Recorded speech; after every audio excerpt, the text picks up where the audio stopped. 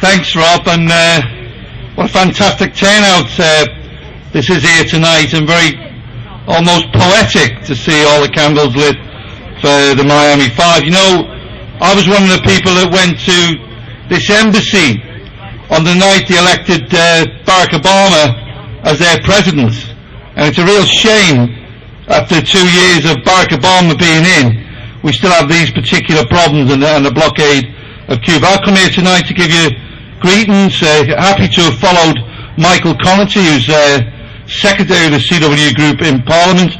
I bring you greetings on behalf of the CWU, representing telecommunication workers and postal workers in the UK.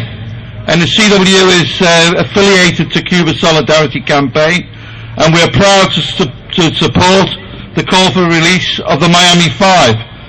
And obviously I want to be brief with a lot of speakers here tonight, but we need to say the Cuban Revolution has been an example and an inspiration to us all.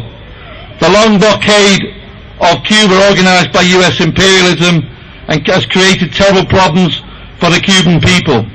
Yet they endure every difficulty and find ways for their country despite this blockade. We greatly admire the contribution the Cubans have made in some of the poorest parts of the world. We see their contribution made in things like Operation Miracle, which is providing eyesight to people in Latin America and who would otherwise not see. And how can we forget, now that it's acceptable and popular to celebrate the collapse of apartheid in South Africa, we cannot forget the direct military contribution the young Cubans made in the struggle to free South Africa from the apartheid racist regime. So in honour of Cuba's International, we want to offer our hope to the Miami 5 will soon be released. And as has already been mentioned, we welcome that Amnesty International has now taken up the case, and obviously this will strengthen our campaign. And we hope all the wives will be allowed to visit their husbands, with the visa restrictions lifted against René González and Gerardo Hernández's wives being lifted.